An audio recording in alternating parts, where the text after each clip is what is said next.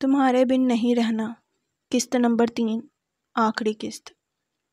20 روزے گزر چکے تھے اور آخری عشرہ شروع ہو چکا تھا۔ 7 مبارک طاق راتیں جب سے اس نے رمضان المبارک کے روزے باقاعدگی سے رکھنا شروع کیے تھے، اسی عمر سے وہ طاق راتوں کی عبادت بھی نہیں چھوڑتی تھی۔ آج 21ویں رات تھی اور اپنے تمام کام انجام دے کر وہ جانماز سنبھال کر باہر آ گئی تھی، کیونکہ اگر رات بھر لائٹ آن رہتی تو آنٹی ڈسٹرب ہوتی۔ اسے لگا سکون سے عبادت کرنے کے لیے اسٹڈی روم بہترین ہے، سو وہ وہیں آ گئی اور اپنی عبادت میں لگ گئی تھی۔ 1:30 بجے اسٹڈی کی لائٹ آن دیکھ کر وہ ٹھٹکا تھا، شاید رحیم بھائی لائٹ آف کرنا بھول گئے ہوں، مگر جب وہ اندر آیا تو ٹھہر سا گیا تھا۔ وہ جانماز بچھائے دونوں ہاتھ پھیلائے جانے اللہ سے کیا طلب کر رہی تھی۔ اس کے چہرے پر پھیلے آنسو، ہلکی ہلکی سسکیاں وہ صاف سن اور دیکھ سکتا تھا۔ اس لمحے حساب ریاض کے چہرے پر اسے ایک انجانی سی چمک نظر آئی تھی، ایک ایسی کشش کہ کئی لمحے وہ نظریں نہ ہٹا سکا اور اسے لگا کہ اس وقت صاحب کو ڈسٹرب کرنا ٹھیک نہیں ہے۔ وہ خاموشی سے مڑ گیا، مگر سحری تک وہ اس لمحے کی گرفت سے نہ نکل سکا تھا۔ آنسوؤں سے تر وہ معصوم پرکشش چہرہ، کیسا نور، کیسی چمک تھی اس لمحے اس چہرے پر کہ اس کا سحر اب تک نہیں ٹوٹا تھا۔ رات 1:30 بجے تم اسٹڈی میں کیا کر رہی تھی؟ سحری میں عموماً وہ دونوں ہی اٹھتے تھے تو اسے اس وقت صاحب سے ڈائریکٹ بات کرنی پڑتی تھی۔ عموماً وہ ہر آرڈر رحیم بھائی کے ذریعے اس تک پہنچا دیتا تھا۔ 21ویں رات تھی، اس لیے نوافل اور قرآن پاک کی تلاوت کرتی رہی۔ اس کے لہجے میں اب وہ ڈر نہیں ہوتا تھا جو پہلے ہوا کرتا تھا۔ وہ سہمی سہمی نہیں بلکہ پورے اعتماد سے اسے جواب دیتی تھی، اور اس کے جواب پر ازمیر حیدر کی نگاہیں پھر سے لمحہ بھر کو اس کے چہرے پر پٹکی تھیں اور اس کی آنکھوں میں واقعی رات بھر جاگنے کی گواہی تھی۔ وہ خاموشی سے سحری کرنے لگا۔ چائے لیں گے آپ؟ نہیں۔ اس کا جواب سن کر وہ کچن میں چلی گئی اور خود بھی سحری کرنے لگی تھی۔ سنو، تم سحری کے بعد جا کر سو جاؤ، باقی کام رحیم بھائی کر لیں گے۔ تم رات بھر سے جاگی ہوئی ہو، میں یہاں کام کے لیے ہی لائی گئی ہوں، یہ میری ڈیوٹی ہے جسے انجام دینا میرا فرض ہے۔ آپ کی ہمدردی کا شکریہ، مگر مجھے مفت کی روٹی منظور نہیں ہے۔ اتنے نرم لہجے کے جواب میں اتنے سخت الفاظ اس کا استقبال کریں گے قطعاً امید نہیں تھی اسے۔ اس کے اندر کا ضدی بچہ پھر سے جاگ گیا تھا۔ کہا تھا نا تم سے کہ مجھ سے زبان نہ چلانا، ورنہ بہت برا ہوگا تمہارے حق میں۔ اس سے زیادہ اور برا کیا کر سکتے ہیں آپ جو آپ کر رہے ہیں؟ اس نے چائے کا کپ پٹکا تو ازمیر کے دماغ کی رگیں تن گئیں۔ تم قطعاً اس قابل نہیں ہو کہ تم سے جھوٹی ہمدردی کی جائے، مرو میری بلا سے۔ صاحب کو اس کے موڈ کی، غصہ کی قطعی پرواہ نہیں رہی تھی۔ اس نے کچن کا کام سمیٹا، نماز ادا کی، کچھ دیر تلاوت کی اور پھر لیٹ گئی، اور کچھ دیر بعد وہ قطعاً غافل تھی۔ اسے احساس نہ ہوا کہ وہ کب تک سوئی۔ وہ اب بھی شاید سوتی رہتی، مگر اسے لگا کہ ازمیر حیدر کی آواز اس کے قریب ہی گونجی ہے۔ اس کی ساری نیند بھگ سے اڑ گئی تھی اور آنکھیں کھولیں تو وہ واقعی روم میں موجود تھا، مگر قطعاً اس کی طرف متوجہ نہیں تھا، بلکہ مما کو ایکسرسائز کروا رہا تھا۔ صاحب ایک دم اٹھ بیٹھی اور سب سے پہلے سرہانے دھرا دوپٹہ اٹھا کر کاندھوں پر اور سر پر پھیلایا تھا۔ پھر گھڑی دیکھی جو 1:30 بجا رہی تھی۔ اوہ گوڈ، میں اتنا بے خبر سوئی، جانے آنٹی نے ناشتہ بھی کیا ہوگا کہ نہیں۔ اگر آپ کی نیند پوری ہو چکی ہو تو پلیز مما کے لیے لنچ بنا دیں۔ وہی طنزیہ لہجہ تھا، مگر اس کی نظریں اس پر نہیں تھیں۔ وہ کپڑے درست کرتی اٹھ گئی۔ عجیب سی جھجک و شرمندگی کا احساس ہو رہا تھا اسے۔ وہ بے خبر سوتی رہی۔ نیند میں انسان کو قطعاً خبر نہیں ہوتی کہ وہ کس طرح سے سو رہا تھا، اور وہ دوپٹے سے بے نیاز لیٹی سوتی رہی۔ آئی ایم سوری آنٹی، میری آنکھ نہیں کھلی۔ آپ نے ناشتہ کیا؟ آپ مجھے جگا دیتی۔ وہ گھنے سلکی بالوں کو کیچر میں جکڑ رہی تھی، مگر اس طرح کہ دوپٹہ بھی سر سے نہ ہلے۔ اٹس اوکے جانو، آئی نو تم رات بھر سوئی نہیں تھی، اس لیے یہ جاگنا مناسب نہیں لگا۔ رحیم بھائی نے مجھے ناشتہ بنا دیا تھا، ڈونٹ وری۔ اور سنو، ابھی لنچ کے لیے کچھ مت بنانا، مجھے قطعاً بھوک نہیں ہے۔ اس سے پہلے کہ وہ جواب میں کچھ کہتی، حکم بھرا لہجہ اس کی سماعت سے ٹکرایا تھا۔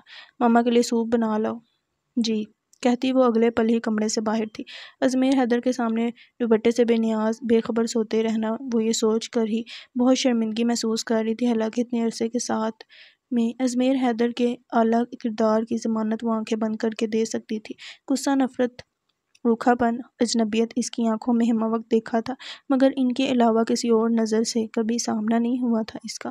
وہ پھر اپنی سوچوں میں غلطان سوپ بنا رہی تھی کچن میں جب وہ بھی آن پہنچا۔ رحیم بھائی، آج افطاری میں صرف جوس لوں گا میں، اور کچھ نہیں بنائیں گا؟ جی بھیا۔ رحیم بھائی، کھانے میں کیا بنانا ہے؟ اکثر ہی وہ انڈائریکٹ بات کرتے تھے اور ذریعہ رحیم بھائی ہوتے تھے، بیچارے وہ خواہ پس جاتے تھے۔ کچھ نہیں بنانا، اپنے لیے جو بنانا ہو بنا لینا، میں کھانے میں کچھ نہیں لوں گا۔ اس قدر چٹورا انسان اگر منع کر رہا ہے ہر چیز سے ضرور وجہ تو ہوگی۔ جانے انجانے وہ بھی اس کی فکر کرتی تھی۔ روز دہی بڑے پکوڑے سموسے آلو چھولے اور جانے کیا کیا بنوانے والا آج صرف جوس سے افطار کرے گا۔ امیزنگ۔ سارا دن وہ حیران ہوتی رہی۔ اس کے منع کرنے کے باوجود بھی صاحب نے تھوڑے سے فروٹس اور جوس افطاری کے وقت ٹیبل پر سجا دیے تھے، مگر اس نے واقعی صرف جوس پیا تھا اور نماز پڑھنے چلا گیا۔ یہ بات فکر مندی کی تھی۔ وہ نماز ادا کر کے لوٹا تو اس نے خود ہی مخاطب کر لیا، کچھ بناؤں آپ کے لیے کھانے میں؟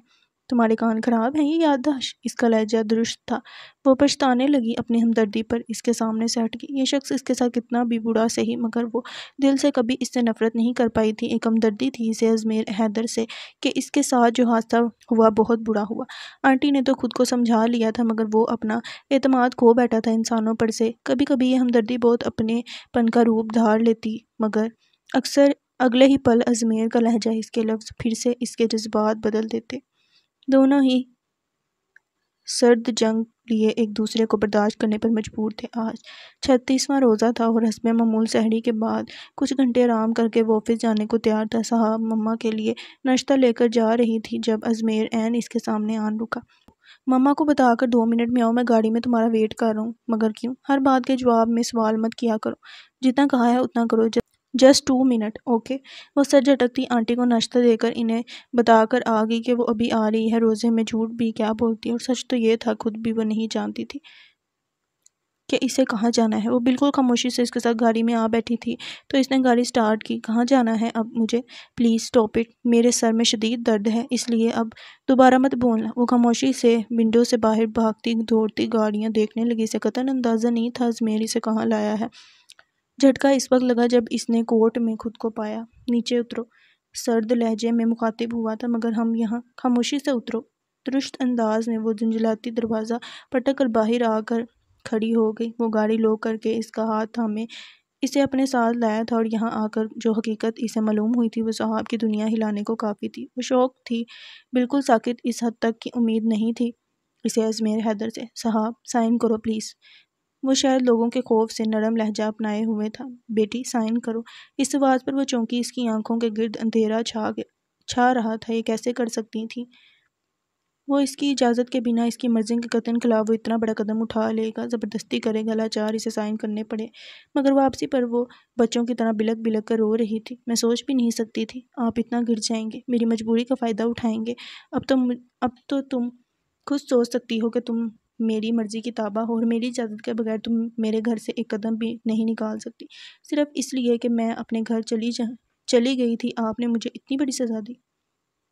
یہ سزا تمہیں تمہاری زبان درازی کی وجہ سے ملی ہے مسز صاحب حیدر۔ اب تو تم یہ نہیں کہہ سکتی کہ میرا کوئی حق نہیں ہے تم پر حکم چلانے کا۔ اس کے چہرے پر طنزیہ اور فاتحانہ مسکراہٹ تھی۔ میں کبھی نہیں سوچ سکتی تھی کہ آپ کے اندر اتنا گرا ہوا انسان بستا ہے۔ کمزور لڑکی کی بے بسی سے فائدہ اٹھایا ہے آپ نے، اللہ بھی کبھی آپ کو معاف نہیں کرے گا۔ میرا سر مت کھاؤ، خاموشی سے بیٹھو، وہ اسے ڈانٹتا ہوا بولا، اور گھر کے گیٹ تک ڈراپ کر کے خود آفس چلا گیا تھا۔ وہ خود نہیں جانتا تھا اس نے ایسا کیوں کیا، صرف اتنا تھا ذہن میں، مما اس کے بنا نہیں رہ سکتی۔ کل مسز وسیم کے ساتھ ہونے والی گفتگو کے بعد اس نے یہ فیصلہ لیا تھا۔ مسز وسیم بضد تھیں اپنے بیٹے کے لیے صاحب کو بہو بنانے کے لیے، اور مما مان جاتی کیونکہ وہ صاحب سے محبت کرتی تھی، اسے خوش دیکھنا چاہتی تھی، اور وہ ازمیر حیدر اپنی مما کو خوش دیکھنا چاہتا تھا، اور مما کی خوشی کا نام صاحب تھا۔ اسے اس کے علاوہ کوئی راستہ نظر نہیں آیا تھا صاحب کو مستقل اپنے گھر میں روکنے کا، سو اس نے رات بھر جاگ کر یہ فیصلہ کیا، اور صبح ہوتے ہی صاحب کو لے کر کورٹ پہنچ گیا، جہاں اس نے بنا صاحب کی مرضی جانے اس سے نکاح نامہ پر زبردستی سائن کرائے تھے۔ مگر اب وہ مطمئن تھا کہ دنیا کی کوئی بھی طاقت صاحب کو اس گھر سے نہیں لے جا سکتی۔ وہ ہمیشہ مما کے پاس رہے گی۔ وہ اپنی من مانی کر کے خوش تھا، مگر صاحب کے لیے پل پل سانس لینا مشکل ہو رہا تھا۔ اتنا بڑا فیصلہ وہ آنٹی کو بتائے تو کیسے کہ ان کے بیٹے نے تو اس کی ساری زندگی تباہ کر دی، اپنی انا کی تسکین کے لیے عمر بھر کے لیے غلام بنا ڈالا تھا، مگر وہ آنٹی سے کچھ نہ کہہ پائی۔ ہاں، ازمیر حیدر سے نہ ڈرنے کا جو عہد اس نے کیا تھا وہ اب مضبوط ہو گیا۔ اس نے ازمیر کے ہر کام سے بائیکاٹ کر دیا۔ شام میں افطاری پر صرف فروٹ چاٹ کی پلیٹ اس کا منہ چڑھا رہی تھی۔ وہ خاموشی سے سہ گیا، مگر نماز کے بعد آیا تو علم ہوا کہ کھانا آج بنایا ہی نہیں گیا۔ غصے سے اس کے اعصاب تن گئے تھے، اور جیسے ہی صاحب مما کے لیے دودھ لینے رات کو کچن میں آئی تھی، وہ اس کے پیچھے وہاں موجود تھا۔ کیا مسئلہ ہے تمہارے ساتھ؟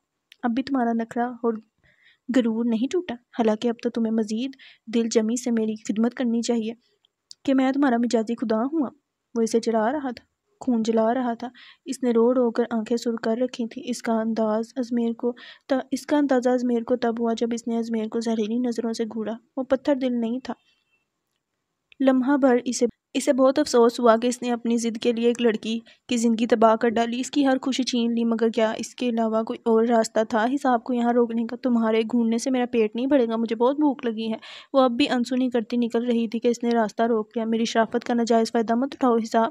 شرافت؟ اچھی طرح جان گئی ہوں آپ کو بھی اور آپ کی شرافت کو بھی۔ ریلی؟ یہ تو اچھی بات ہے نا کہ تم مجھے اچھی طرح جان گئی ہو، آگے تمہیں مشکل نہیں ہوگی۔ وہ قدرے اس کی طرف جھک کر بولا تھا، میری بے بسی کا اتنا مذاق نہ اڑائیں ازمیر حیدر کہ میں جان دینے پر مجبور ہو جاؤں۔ میری ذات کا وقار اور میرا فخر تو آپ نے چھین لیا ہے، صرف جسم میں جان ہی بچی ہے میرے پاس، وہ بھی نکال لیں۔ اگر آپ کی جھوٹی ناک و تسکین اسی طرح ملتی ہے تو اس کے جواب میں ایک زوردار تھپڑ ملے گا اسے۔ یہ اس کے ذہن و گمان میں نہیں تھا، یہ لاسٹ وارننگ تھی۔ اس کے بعد اگر تم نے میرے سامنے یہ لہجہ اور آواز تیز استعمال کی تو… وہ مٹھیاں بھینچتا وہاں سے ہٹ گیا۔ اس کے مضبوط اور سخت ہاتھ کا نشان اس کے سفید گال پر ثبت ہو گیا تھا۔ دوپٹے سے کور کرتی وہ آنٹی کو میڈیسن دے کر اسٹڈی میں چلی گئی تھی۔ آج 27ویں شب تھی، وہ اپنے رب کے حضور حاضر تھی، مگر آج اس کے اندر مایوسی تھی۔ وہ جو مایوسی کو گناہ گردانتی تھی، آج خود کو ہارا ہوا، بے بس اور لاچار محسوس کر رہی تھی۔ مجھے نہیں پتا میرے رب جو ہوا وہ میرے حق میں بہتر ہے یا نہیں، مگر میرا دل اسے قبول نہیں کر رہا۔ اے مالک، تیری رضا کے بنا تو پتا بھی نہیں حرکت کر سکتا، پھر ازمیر حیدر جیسا انسان اتنا بڑا فیصلہ کیسے کر سکتا ہے؟ میں جانتی ہوں تو رحمان ہے، مجھے صرف تیری ذات سے ہی امید ہے اور تو ہی میرے حق میں بہتر سوچنے والا ہے۔ میں تیری رضا میں راضی ہوں۔ ایک پھندا سا اس کے گلے میں اٹک گیا، وہ مزید کچھ کہے بنا پھوٹ پھوٹ کر رو دی تھی۔ ساری رات اس نے اللہ سے رو رو کر دعا کی تھی۔ سحری میں وہ اس کے لیے ٹیبل پر تمام چیزیں رکھ کر خود صرف چائے کا کپ بنا کر اپنے کمرے میں آ گئی تھی۔ ازمیر آیا تو سحری ٹیبل پر تیار تھی، مگر وہ خود نہیں تھی۔ اس نے کچن میں جھانکا تو ندارت، پھر وہ مما کے روم میں آیا تو وہ بیڈ سے ٹیک لگائے نیچے بیٹھی تھی اور اس کی آنکھوں سے اب بھی آنسو جاری تھے۔ ایک انجانی کیفیت سے دوچار ہوا تھا وہ۔ اس کے آنسو ازمیر کے دل پر بھاری بوجھ بن کر جیسے ٹھہر گئے۔ وہ سحری کے لیے بیٹھا، مگر اس سے ایک نوالا تک نہ کھایا گیا۔ وہ پانی کا گلاس پی کر اٹھ گیا، اذان ہوئی تو مسجد چلا گیا۔ صاحب اس کے جانے کے بعد باہر آئی تو ٹیبل پر تمام چیزیں جوں کی توں رکھی تھیں، اس نے کسی چیز کو چھوا تک نہیں تھا۔ وہ گہری سانس خارج کرتی ٹیبل سے برتن سمیٹنے لگی، پہلے نماز ادا کی، پھر واپس آ کر برتن دھونے لگی۔ اتنے میں وہ بھی آ گیا تھا، برتنوں کی کھٹپٹ سن کر سیدھا کچن میں آیا تھا۔ تم نے روزہ رکھا ہے؟ حالانکہ اتنا تو وہ جان گیا تھا کہ وہ روزہ نہیں قضا کرتی تھی۔ اس نے محض سر کو اثبات میں ہلایا تھا۔ پھر سحری کیوں نہیں کی؟ کچھ کھایا بھی نہیں؟ کھایا تو آپ نے بھی کچھ نہیں ہے۔ انجانے میں صحیح دونوں ایک دوسرے کی فکر کرتے تھے۔ اس کا جواب ازمیر کو مسکرانے پر مجبور کر گیا، حالانکہ کچھ دیر پہلے وہ بہت دکھی ہو کر گھر سے نکلا تھا۔ لیلی، تم اتنی فکر کرتی ہو میری تو مجھے بھی تو کچھ نہ کچھ خیال رکھنا چاہیے نا۔ تم بھوکی رہو تو میں کیسے کچھ کھا سکتا ہوں؟ اس نے سرد نظروں سے گھورا۔ وہ یکدم سنجیدہ ہو گیا۔ رات غصے میں تم پر میرا ہاتھ اٹھ گیا، اس کے لیے میں بہت شرمندہ ہوں۔ کیوں؟ یہ تو آپ کا حق تھا نا۔ اسی حق کو جتانے کے لیے تو آپ کو اتنا اہم فیصلہ کرنا پڑا۔ اب شرمندگی کیسی؟ تم نہیں سمجھو گی۔ پہلی بار اس نے ازمیر کا لہجہ اتنا کمزور دیکھا تھا۔ میں سمجھنا چاہتی بھی نہیں ہوں۔ وہ اس کے برابر سے نکل کے کمرے میں جا گھسی تھی۔ سارا دن وہ بہت خاموش رہی۔ زہرا آنٹی نے کئی بار پکارا، وہ یوں چونک جاتی جیسے کسی گہری نیند سے جاگی ہو۔ ظہر کی نماز پڑھنے کے بعد دعا کے لیے ہاتھ اٹھائے تو پھر سے آنکھیں بھر آئیں۔ میں کیا مانگوں تجھ سے اے میرے رب؟ تو میری ذات کو، میرے من کو سکون عطا کر، میرے دل کی یہ بے چینی، یہ مایوسی دور فرما دے۔ مالک، زندگی تیری دی ہوئی ایک عظیم نعمت ہے، میں اس سے انکاری نہیں ہوں، مگر زندگی کی ان تلخ تجربوں سے تھک چکی ہوں، بہت کمزور ہوں میں۔ اے میرے اللہ، مجھے ہمت دے حالات سے لڑنے کی، اپنے حق کے لیے بولنے کی۔ تو جانتا ہے کل سے اب تک میری شناخت بدل گئی، مگر اب مجھ میں زمانے کا سامنا کرنے کی ہمت نہیں ہے۔ تو مجھے حوصلہ دے، آنے والا وقت جانے میرے لیے کیسے سوال اٹھائے، مجھے اس وقت کا ہمت سے مقابلہ کرنا ہے۔ اس نے مزید اپنے رب سے گر گرا کر دعا کی تھی، پھر جان ماں سمیٹ کر باہر آ گئی۔ لاؤنج میں اس ظالم انسان کو موجود پا کر اسے پتہ چلا کہ وہ آفس سے آج جلدی آ گیا ہے۔ وہ مڑ کر واپس اپنے کمرے میں آ گئی، جہاں آنٹی شاید اس کی منتظر بیٹھی تھی۔ صاحب، ازمیر آفس نہیں گیا؟ صبح گئے تو تھے، شاید جلدی آ گئے، پتہ نہیں مجھے۔ وہ پریشان سا لگ رہا ہے کل سے، جانے کیا بات ہے۔ ان کی فکر مندی پر وہ حیران رہ گئی اور سوچ تلخ ہو گئی۔ میری زندگی کا سکون برباد کر کے وہ خوش ہے؟ آنٹی کو وہ پریشان لگ رہا ہے؟ وہ تو اس کی چپ بھی نوٹ کر رہی تھی۔ صاحب، تم دونوں میں پھر سے کوئی بات تو نہیں ہوئی؟ کیونکہ تمہارا چہرہ بھی اترا اترا سا ہے۔ آنکھیں تم نے لاکھ کوشش کی چھپانے کی، مگر تمہارے رونے کی گواہ ہیں۔ نہیں، انہوں نے مجھے کیا کہنا ہے، میں تو اپنی قسمت پر رو رہی تھی آنٹی۔ پھر رات تمہارے چہرے پر نشان کیسا تھا جو تم چھپا رہی تھی مجھ سے؟ وہ اتنی بے خبر نہیں تھیں جتنا حساب سمجھ رہی تھی۔ پلیز آنٹی مت پوچھیں کچھ، ٹھیک ہے؟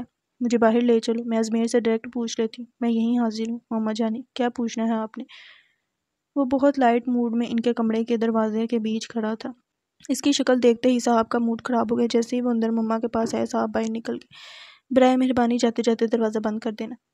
روکھی پھیکی آواز پر اس نے ڈور دھڑ سے بند کیا تھا اور خود کو خواہمخواہ مصروف کرنے کے لیے رحیم بھائی کے کام میں ہیلپ کرانے لگی۔ میں صرف آپ کا نہیں اس کا بھی مجرم ہوں۔ مجھے اندازہ ہے ماما کہ میرے اس قدم نے اس کا بھی اعتماد انسانیت سے ختم کر دیا ہوگا۔ وہ کتنی مایوسی کے احساس سے دوچار ہے، بے بس و لاچار محسوس کر رہی ہے خود کو۔ مگر ماما، مجھے اس کے علاوہ کوئی اور راستہ نظر نہیں آ رہا تھا آپ کو اپنے گھر میں روکنے کا۔ میں خوفزدہ ہو گیا تھا کہ اگر وہ پھر سے چلی گئی تو کہیں آپ کی طبیعت مزید نہ بگڑ جائے۔ میں نے آپ کی اور مسز وسیم کی ساری باتیں سن لی تھی۔ مجھے لگا اگر میں نے یہ فیصلہ نہ لیا تو آپ مسز وسیم کو ہاں کر دیں گی۔ میں نہیں چاہتا تھا کہ وہ یہاں سے جائیں۔ اس کے آنے سے آپ میں جو امپروومنٹ مجھے نظر آئی ہے، اس کے بعد یہاں سے صاحب کا جانا مجھے قطعاً منظور نہ تھا۔ مگر ماما، کل سے اب تک جب اس کا مرجھایا چہرہ میری نظروں کے سامنے آتا ہے تو میں خود کو پستی میں اترتا محسوس کرتا ہوں۔ مجھے ایسا نہیں کرنا چاہیے تھا۔ وہ سچ ہی تو کہتی تھی۔ وہ میری جاگیر نہیں تھی کہ میں اس کے بارے میں جو بھی فیصلہ لوں وہ مان بھی لے گی۔ وہ بھی انسان ہے، اس کے بھی خواب ہوں گے، مگر میں نے سب چکنا چور کر دیا۔ پلیز ماما، میں آپ سے بھی بہت شرمندہ ہوں کہ میں نے آپ کی اجازت کے بنا یہ قدم اٹھایا۔ شاید میں نے غصے میں بہت غلط فیصلہ لے لیا ہے۔ یہ سب کرنے سے پہلے ایک بار مجھ سے ذکر تو کرتے، مجھے بتاتے تو کہ تمہارے دل میں کیا ہے، تمہارے دماغ میں کیا چل رہا ہے۔ اب علم ہوا مجھے کہ کل سے صاحب مرجھا کیوں گئی ہے۔ ازمیر کے بندھن زور زبردستی سے نہیں جوڑے جاتے، یہ تو خوشی کے بندھن ہوتے ہیں۔ دونوں فریقین کی رضامندی، ان کی خوشی ہی اس رشتے کی مضبوطی کی بنیاد ہوتی ہے، اور اس رشتے میں نہ تمہاری خوشی شامل ہے اور نہ صاحب کی رضامندی۔ ایسا بندھن عمر بھر دکھ اور پچھتاوے کے سوا کچھ نہیں دیتا۔ پلیز ماما، ٹیل می، اب میں کیا کروں؟ میرے معافی مانگنے سے یہ سب ختم نہیں ہو سکتا، ورنہ میں ہاتھ جوڑ کر اس سے معافی مانگ لیتا۔ وہ زہرا حیدر کی گود میں سر رکھے ان سے اپنے دل کی تمام کیفیت بیان کر رہا تھا۔ اس کا لہجہ بہت کمزور اور بکھرا بکھرا سا تھا۔ وہ قطعاً وہ ازمیر احمد نہیں لگ رہا تھا جسے خود کو کمزور ظاہر کرنا آتا ہی نہیں تھا۔ ازمیر، میں تم سے ایک بات کہوں، مانو گے؟ انہوں نے دھیرے دھیرے اس کے گھنے بالوں میں انگلیاں پھیرتے ہوئے کہا تھا۔ ماما پلیز کہیں نا۔ کسی بھی طرح کا فیصلہ لینے سے پہلے تم اپنا دل ٹٹولو، اپنے اندر جھانکو۔ کیا واقعی تم نے اتنا بڑا فیصلہ صرف میری خوشی کے لیے کیا ہے؟ نکاح وقتی جذباتی بندھن نہیں ہے ازمیر، عمر بھر ساتھ نبھانے کا عہد ہے، اور تم صرف میرے لیے یہ کیسے کر سکتے ہو کہ تم نے نہ صرف صاحب کی بلکہ اپنی زندگی بھی داؤ پر لگائی؟ تم یہ بھول گئے تھے شاید، نکاح سے تم صاحب کو تو عمر بھر کے لیے اس گھر میں روک لو گے، مگر تم بھی اس عہد کے پابند ہوگے۔ وہ لڑکی صرف اس گھر میں ہی نہیں، تمہاری اپنی زندگی میں اب بہت اہم ہو گئی ہے۔ تمہارے ہر سکھ دکھ میں کیا تم اس بات سے بے خبر تھے کہ نکاح کے بعد صرف ذمہ داری اس کی نہیں تمہاری بھی پڑ گئی ہے؟ اس رشتے کے معنی جانتے ہو تم ازمیر؟ پوچھو خود سے، جھانکو اپنے دل میں کہ تم نے یہ کیوں کیا۔ پتہ ہے ازمیر، صاحب صرف میری ہی نہیں تمہاری بھی ضرورت بن گئی تھی۔ تم اسے نفرت کی نگاہ سے دیکھتے رہے، مگر وقت کے ساتھ ساتھ تم اس کے عادی ہو گئے۔ تم محض انا کی تسکین کے لیے کہتے ہو کہ تم نے یہ قدم میرے لیے اٹھایا ہے، ورنہ حقیقت میں خود تمہیں اس کے بنا رہنے کی عادت نہیں رہی، ورنہ تم 3 دن میں اسے پاگلوں کی طرح ڈھونڈ کر واپس نہ لاتے۔ جب تمہیں وہ گھر میں نظر نہیں آئی تو تم بوکھلائے پھرتے تھے، کیونکہ تمہیں آفس سے آ کر اسے دیکھنے کی عادت ہو گئی تھی۔ زور زبردستی سے ہی تم کو اپنا ہر کام اس سے کروانا پسند تھا۔ تم اسے ضد کرتے رہے تھے، مگر یہ ضد نہیں ہے میرے بچے، کچھ اور ہے۔ پوچھو خود سے، جواب مانگو دل سے اپنے۔ تم نفرت کے اس کھیل میں بہت آگے جا چکے ہو۔ حالانکہ اس کا دماغ مما کی باتوں سے ایگری نہیں تھا، مگر پھر بھی وہ خاموش رہا۔ کم از کم ان سے ہر بات شیئر کر کے دل کا بوجھ ہلکا ہو گیا تھا۔ اچھا اٹھو، جا کر بات لو، فریش محسوس کرو گے خود کو، انہوں نے سمجھانے کے انداز میں کہا۔ آج ویسے بھی گرمی بہت زیادہ ہے۔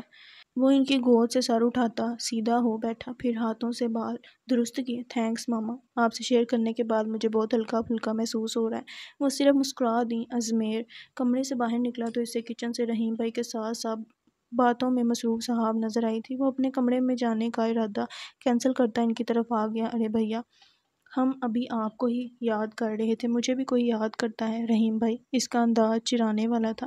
وہ بھیا دراصل آپ نے بتایا نہیں تھا صبح کے آج شام میں کیا بنانا ہے ڈنر اور افطاری کے لیے؟ رحیم بھائی کی بات سے اسے یاد آیا تھا۔ اوہو ہاں رحیم بھائی، آج میں آپ کو چھٹی دے رہا ہوں، مزے کریں۔ دراصل مجھے آج افطار پارٹی میں جانا ہے اپنے فرینڈز کے ساتھ۔ وہ شاید احسان کر رہا تھا مگر ساتھ وضاحت بھی پیش کر رہا تھا۔ رحیم بھائی کچھ کہتے تبھی زہرہ حیدر کی آواز پر انہیں باہر جانا پڑا۔ ازمیر نے پیٹ کیے کھڑی صاحب کو مخاطب کرنا چاہا مگر اسے جانے کیوں الفاظ نہیں ملے۔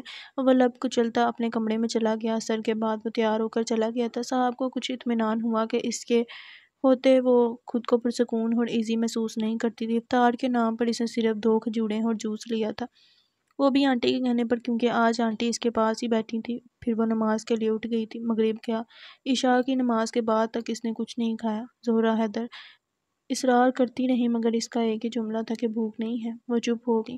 انہیں میڈیسن وغیرہ دے کر وہ کچن میں آئی تھی۔ سحری کے لیے بھی تو کچھ نہ کچھ بنانا تھا۔ اس نے رحیم بھائی کی ہیلپ سے ازمیر حیدر کی پسند معلوم کر کے سالن بنا کر رکھ دیا تھا۔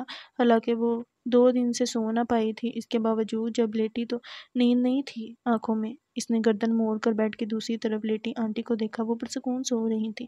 صاحب اٹھ کر اسٹڈی روم جانے کے ارادے سے نکلی تھی۔ گھڑی میں 11 بج رہے تھے مگر رستے میں اسے ازمیر مل گیا۔ وہ شام سے گیا اب لوٹا تھا۔ صاحب نے کترا کر گزرنا چاہا مگر ازمیر نے اس کا ہاتھ تھام لیا اور دھیرے دھیرے چلتے ہوئے اسے اپنے کمرے میں لے آیا۔ اتنے عرصے میں پہلی بار اس نے ازمیر حیدر کا بیڈ روم دیکھا تھا، ورنہ وہ تو اس طرف سے گزرتی تک نہ تھی۔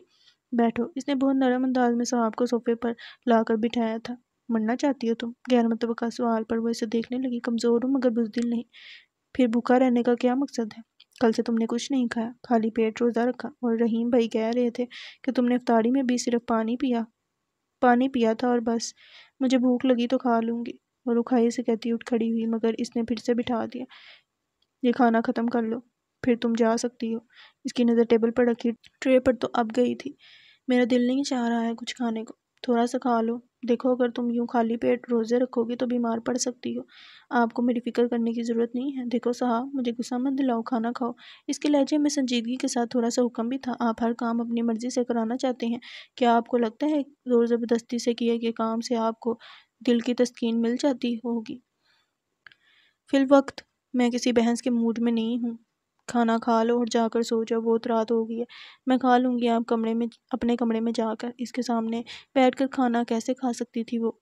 پرومس؟ اس کے اس قدر دوستانہ انداز پر وہ بہت حیران تھی مگر خوش فہم نہیں۔ ڈونٹ وری، اگر مجھے کچھ ہوا تو آپ پر الزام نہیں آنے دوں گی، رکھائی سے کہہ کر ٹرے سمیت اس کے کمرے سے نکل آئی تھی۔ عجیب شخص تھا، جینے کا ہر ہنر چھین کر مرنے بھی نہیں دیتا تھا۔ اگر میری ذات کی قربانی تمہیں لگتا ہے ازمیر حیدر کہ تم نے تانیہ جیسی ہر لڑکی سے بدلہ لے لیا تو میں خود کو تمہارے ہر ستم کے لیے تیار کرتی ہوں، مگر ایک دن ضرور تم مانو گے کہ تانیہ کی غلطی کی سزا تم مجھے دے تو رہے ہو مگر میں مجرم تھی نہیں۔ جانے وہ کیسی لڑکی تھی جس نے محبت کی قدر نہ کی، چاہنے والے شوہر کو مار گئی۔ یہاں تو دل میں غبار ہی غبار تھا مگر لب تھے کہ ازمیر حیدر کے لیے بددعا تک کرنے کو تیار نہ تھے۔ عید میں صرف 2 دن باقی تھے مگر اس گھر میں عید کی خوشی کہیں نظر نہیں آ رہی تھی۔ زہرہ حیدر صاحب کے چہرے کی سوگواری اور من کی بے چینی دیکھ رہی تھی۔ مان لو نا صاحب کہ وہ ضدی ہے، ناپرست ہے، دھڑم ہے، مگر تم تو ایسی نہیں ہو۔ تمہیں تو وہ آئیڈیل انسان لگا تھا نا، اب وہ آئیڈیل انسان تمہارا ہے، صرف تمہارا۔ وہ بولی مگر میرا آئیڈیل یوں کرچی کرچی میری آنکھوں کے سامنے بکھر گیا، ٹوٹ گیا جب ازمیر نے مجھ سے نکاح نامے پر زبردستی سائن کرائے تھے۔ اس نے خفگی سے جواب دیا۔ وہ تمہیں کھونا نہیں چاہتا تھا اور احمق اتنا ہے کہ جذبوں کے اظہار تک کا نہیں پتہ۔ وہ صرف مجھے اپنا غلام بنا کر اپنی انا کو اونچا رکھنے کی خواہش مند تھا۔ میرا اعتبار، میرا وقار اسے برا لگتا تھا۔ وہ ایسا نہیں ہے صاحب، بیٹا ہے نا آپ کا، سائیڈ اسی کی لیں گی۔ تم بھی تو بیٹی ہو میری، پھر آپ نے اسے ڈانٹا کیوں نہیں اتنے غلط فیصلے پر؟ میرے اپنے دل کا ارمان تھا تم ہمیشہ میرے پاس رہو۔ مجھے راستہ نظر نہیں آ رہا تھا ازمیر نے وہ راستہ۔ آنٹی پلیز، اچھا اٹھو، بازار چلتے ہیں، تمہاری پہلی عید ہے اس گھر میں اور اب تو تم اس گھر کی بہو ہو۔ مجھے روزے میں کہیں نہیں جانا۔ جب سے اسے پتہ چلا تھا کہ آنٹی ہر بات سے واقف ہیں، وہ ازمیر کے حق میں ہیں، وہ ان سے بھی خفا تھی۔ وہ سمجھ تو رہی تھی مگر جانے ازمیر اپنے دل کا حال کب سمجھتا۔ رات میں وہ ان کے پاس بیٹھا تو وہ بولی کل آخری روزہ ہے ازمیر صاحب کی اس گھر میں، وہ بھی وہ بھی خاص کر تمہارے حوالے سے پہلی عید ہے، مگر وہ کچھ بھی خریدنے کو تیار نہیں ہے۔ اب تو وہ مجھ سے بھی خفا ہے۔ ہونے دیں، کب تک رہے گی؟ سچ تو یہ ہے کہ اب وہ بھی آپ کی محبت کے بنا نہیں رہ سکتی۔ مما واقعی آپ ٹھیک تھی، آپ نے صاحب کو بالکل ٹھیک پہچانا تھا، میں ہی غلط تھا، سراسر غلط۔ ماما، اس نے کھانا کھایا؟ وہ دوبارہ اس سے مخاطب نہیں ہوا تھا، مگر فکر فی الحال تھی۔ مما نے اس بات میں سر ہلایا تو وہ پرسکون ہو گئی۔ ماما، مجھے کہیں جانا ہے، تھوڑا لیٹ ہو جاؤں گا۔ اچانک ہی سے یاد آیا تھا، وہ ماما کو بتاتا اٹھا اور سیدھا گاڑی لے کر نکل گیا۔ آخری روزہ افطار ہوا تو کچھ دیر بعد ہی پٹاخوں اور ہوائی فائرنگ سے چاند رات ہونے کا پختہ اعلان ہو گیا۔ وہ نماز ادا کر کے سیدھا اس کے سر پر آ کھڑا ہوا تھا۔ چاند رات مبارک ہو صاحب، مجھے پھپھو سے ملنا ہے۔ اس کے لہجے کی مٹھاس اگنور کر دی وہ مطلب پڑائی تھی۔ ماما کو بتا دو میں گاڑی نکالتا ہوں۔ حیرت و صدمے سے برتن ہی اس کے ہاتھ سے چھوٹ گئے۔ ازمیر اتنی شرافت سے مان گیا، بنا ڈانٹ پھنکار کیے اسے لے جانے کو تیار تھا۔ وہ اس نے لمحہ لگایا تھا کچن سے کمرے تک جانے میں، مگر ازمیر کو حیرت تب ہوئی جب صاحب کے ساتھ مما بھی آتی نظر آئی۔ صاحب انہیں دھیرے دھیرے چلاتے ہوئے گاڑی تک لائی تھی، اور مما کے جانے کا مقصد انہیں تب سمجھ آیا جب مما نے پھپھو سے بات کی تھی۔ ازمیر کے لیے صاحب کے رشتے کی یہ بات ان کے لیے قطعاً انہونی تھی، پر وہ خوش تھیں اپنی بھتیجی کے نصیبوں پر۔ ان کی بہت سی دعائیں صاحب کے ساتھ تھیں۔ کل عید ہے پھپھو، اور میں آج آپ سے کچھ مانگنے آئی ہوں۔ مجھ سے؟ کیا میرا بچہ؟ میری خواہش پوری کر دینا پھپھو، میرے ابو کے مکان کو بات کر کے اسے گھر بنا دیں۔ وعدہ کریں نا پھپھو، آج منع نہیں کریں گی؟ صاحب ٹھیک کہتی ہے، پھر اب تو صاحب کے لیے وہ گھر بالکل بھی ضروری نہیں رہا۔ آپ کیوں خود کو کرائے کے مکان میں خوار کرتی ہیں؟ زہرا حیدر کے سمجھانے پر اور صاحب کی ضد پر وہ مان گئی۔ صاحب کے دل سے ان کے لیے جو فکر تھی وہ بہت حد تک کم ہوگی۔ واپسی پر مما نے لاکھ کہا کہ بازار چلتے ہیں، مگر وہ نہیں مانی۔ مجھے کچھ نہیں چاہیے، سب کچھ ہے میرے پاس، مہندی ہی لگوا لو، مجھے پسند نہیں ہے۔ اس نے قصہ ہی ختم کر دیا۔ مما بہت اداسی ہو گئی تھی۔ ازمیر دیکھ چکا تھا گھر آ کر جب صاحب نماز پڑھنے گئی تو وہ ان کے پاس آیا تھا، ان کے لیے عید کی شاپنگ جو کی تھی وہ سامان لے کر وہ خوش ہو گئی۔ اور صاحب جب وہ ضدی ہے تو ازمیر کم تھوڑی ہے۔ یو ڈونٹ وری مما، اس نے تسلی دی۔ صاحب نماز پڑھ کر سونے کے لیے آئی تو آنٹی کو سوتے پایا۔ آج وہ بنا دودھ لیے سو گئی تھی۔ وہ رحیم بھائی سے صبح کے کام کی تفصیل پوچھنے آئی تو ازمیر رحیم بھائی کو صبح کے لیے ہدایات دے رہا تھا، اور وہ جی بھیا کہہ کر سر ہلا رہے تھے۔ وہ مڑ گئی۔ صاحب پلیز جسٹ اے منٹ، وہ یکدم اس سے مخاطب ہوا تھا رحیم بھائی کو تمام بات سمجھا کر۔ اب وہ اس کی طرف آیا تھا جو اس کے روکنے پر کھڑی تھی۔ مجھے تم سے کچھ بات کرنی ہے۔ کہیں؟ میں سن رہی ہوں۔ یہاں نہیں، میرے بیڈ روم میں۔ مجھے نہیں جانا، جو کہنا ہے یہیں کہہ دے۔ تم شرافت سے چلو گی یا پھر رحیم بھائی کے موجودگی کا لحاظ کیے بنا ہی میں تمہیں گود میں اٹھا کر لے جاؤں؟ اس سے کچھ بید نہ تھا کہ یہ شخص ضد پر آ جائے تو کرتا تھا ہر ضد پوری، مگر مجھے چائے بنانی ہے اپنے لیے، اس نے بہانہ کھڑا کیا۔ گڈ آئیڈیا رحیم بھائی، 2 کپ مزیدار سی چائے میرے کمرے میں لے آئیے گا پلیز۔ اس نے نازک ہاتھ تھاما اور رحیم بھائی کو ہدایت کرتا سیڑھیاں چڑھنے لگا۔ صاحب نے ہاتھ کھینچا اور اس کے پیچھے چلتے ہوئے وہ اس کے کمرے میں آئی تھی۔ ازمیر نے ایک بھرا سا شوپر اس کے ہاتھ میں تھمایا تھا۔ یہ کیا ہے؟ ہماری شادی کا پہلا گفٹ۔ کل عید ہے اور میں نے زندگی میں پہلی بار لیڈی شاپنگ کی ہے تمہاری فضول سی ضد کی وجہ سے۔ دیکھو تو پلیز، وہ یوں مخاطب تھا جیسے اس میں برسوں کی دوستی رہی ہو، بہت اچھا رشتہ ہو ان کے بھی۔ صاحب کے چہرے پر اجنبیت کے رنگ برقرار تھے۔ صاحب پلیز، اور اگر میں یہ سب یہیں پھینک کر چلی جاؤں تو؟ آئی نو تم ایسا کبھی نہیں کرو گی، بیکاز یہ تمہاری نیچر کا حصہ نہیں ہے۔ تمہارا دل تو بہت پیارا ہے، نازک اور نرم، صرف محبت کرنے والا۔ آپ نے میرے دل کی ساری نرمی ہی چھین لی ہے۔ I am sorry. وہ قدم اٹھاتا اس کے قریب آیا تھا، مگر تبھی دروازہ نوک کر کے رحیم بھائی چائے لے کر اندر آئے تھے۔ تھینک یو رحیم بھائی، اور ہاں یہ آپ کا عید کا گفٹ ہے۔ اس نے بیڈ پر سے ایک شاپر اٹھا کر انہیں تھمایا تو وہ شکریہ ادا کرتے باہر چلے گئے۔ وہ پھر سے صاحب کی طرف متوجہ ہوا جو اب تک شاپر تھامے کھڑی تھی۔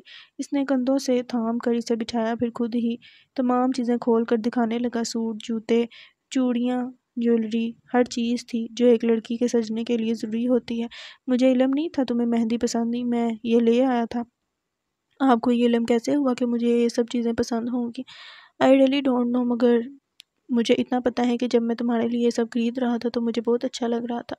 میں آپ کی اس تبدیلی کی وجہ جان سکتی ہوں؟ اس نے ازمیر حیدر کی آنکھوں میں دیکھ کر سوال کیا تھا، جہاں بے پناہ چمک اسے زیادہ دیر نظریں ملانے نہ دے سکی۔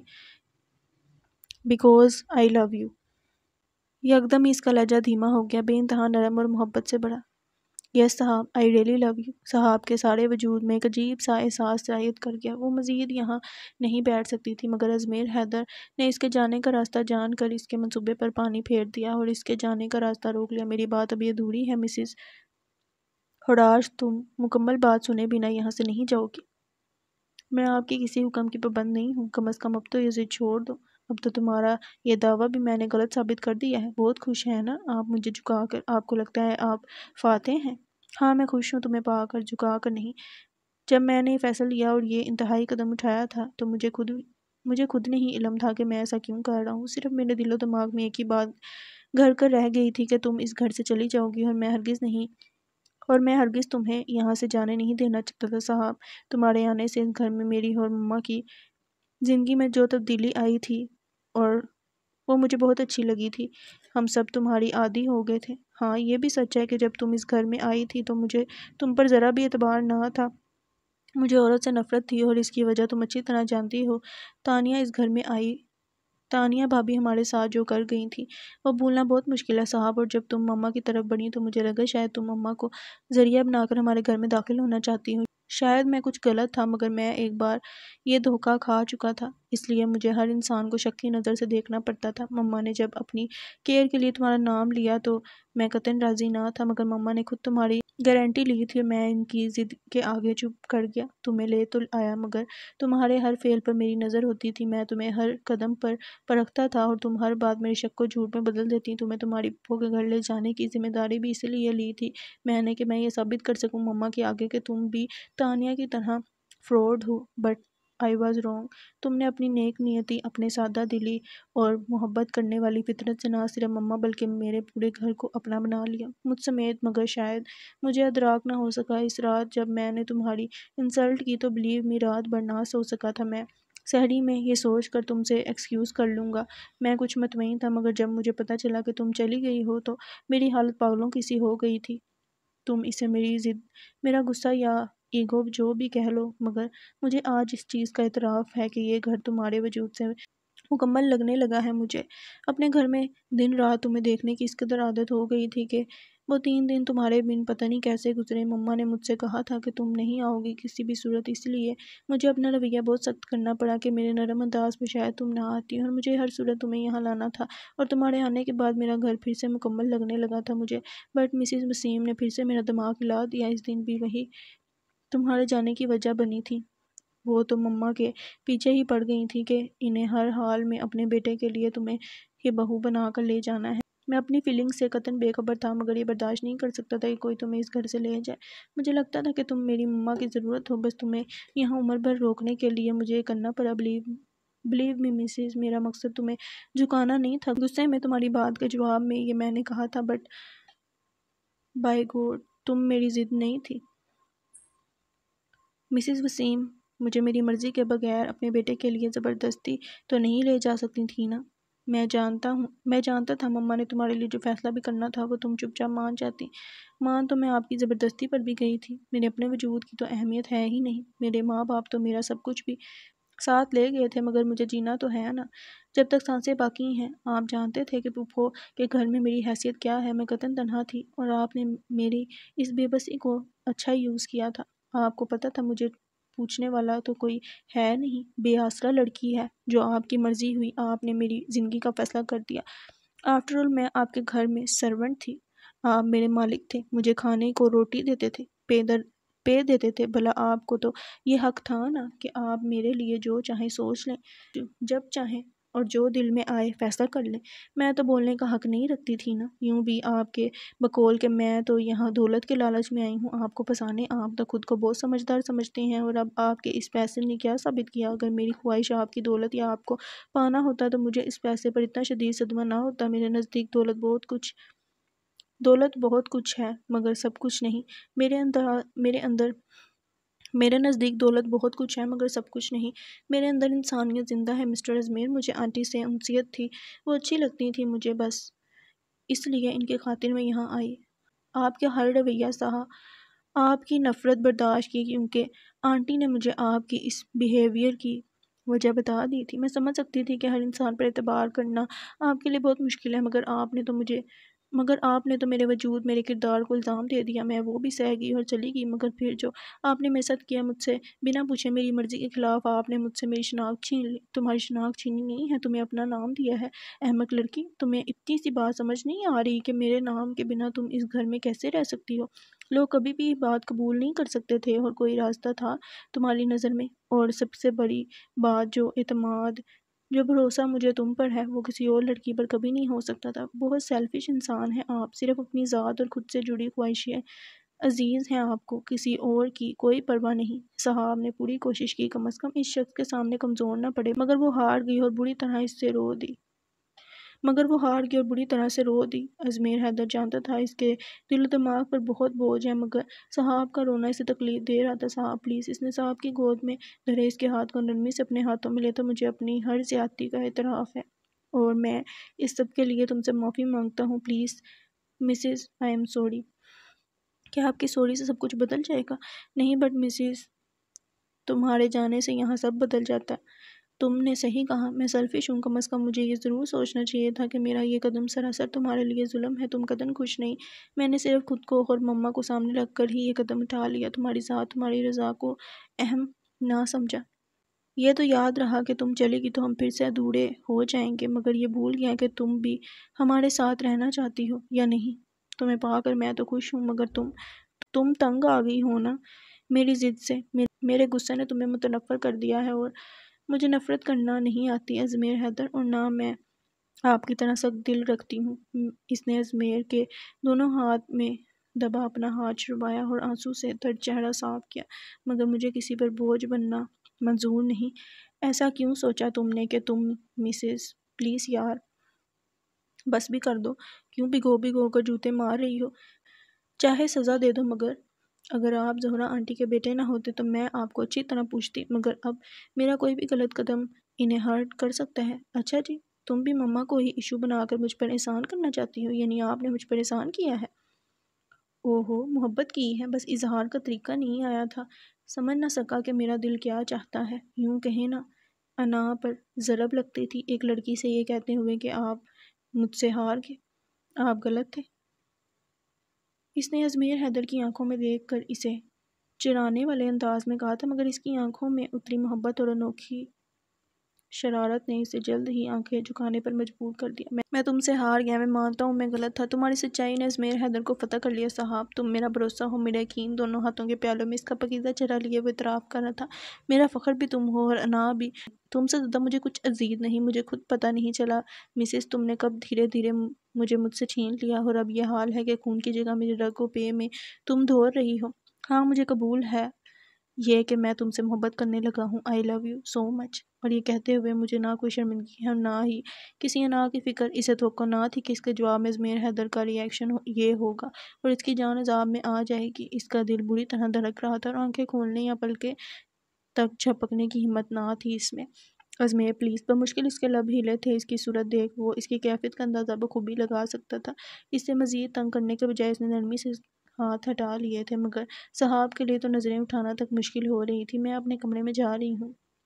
کچھ دیر بعد جب اسے لگا کہ اس کی ہمت مجتمع ہو گئی ہے، وہ سامنے بیٹھے شخص سے بات کر سکتی ہے، تو دھیرے سے آ بیٹھی تھی، مگر اسی پر ازمیر نے بازو دراز کرتے ہوئے کاندھے سے تھام کر اسے خود سے بالکل قریب کر لیا تھا۔ جہاں تک میری نالج ہے تو نکاح کے بعد تمہارا اور میرا کمرہ ایک ہی ہوگا، تو یعنی تم اپنے کمرے میں ہو۔ اس کی انتہائی قربت اور پھر شوق و شرارتی لہجہ اور آنکھوں میں اتری بے خودی صاحب کی بولتی بند کر رہی تھی۔ مجھے آنٹی کے پاس جانا ہے، اور اگر میں نہ جانے دوں تو میں رونے لگوں گی اور چیخ کر سب کو بلا لوں گی۔ ریلی؟ پھر کوشش کر لو، میرے پاس تمہیں چاہنے اور چھونے دونوں کا پکا سرٹیفکیٹ ہے۔ ڈیئر مسز، تمہاری کوششیں بیکار ہی ہوں گی۔ ازمیر پلیز، مجھے جانے دیں۔ جب اسے یقین ہو گیا کہ بحث لا حاصل ہے تو منت کرنے لگی، کم آن یار، چاند رات ہے آج، خوشیوں بڑی رات، یہ رات ہمارے لیے مسرتیں لے کر آتی ہے عید کے دن کی، اور تم بھی تو میری خوشی اور میرے گھر کے لیے مسرت بن کر آئی ہو۔ تو دیکھو نا، میں تمہارے لیے عید کا گفٹ لے کر آیا ہوں، اور تم نے مجھے اخلاقاً بھی تھینکس تک نہیں کہا۔ مگر مجھے تم سے تھینکس نہیں، گفٹ چاہیے۔ محبت کا بڑا تحفہ دو گی نا؟ ازمیر نے چاہت سے اپنی گرفت مزید مضبوط کی تھی۔ میرے پاس آپ کے لیے صرف دعائیں ہیں، کیونکہ میرے آئیڈیل تھے آپ، اور اب صرف میرے ہیں آپ۔ اس کے محبت بڑے الفاظ واقعی تحفہ تھے اجمیر حیدر کے لیے۔ اس نے اسے دونوں باہوں میں بھر کر تھینکس کہا تھا اپنے رب کو۔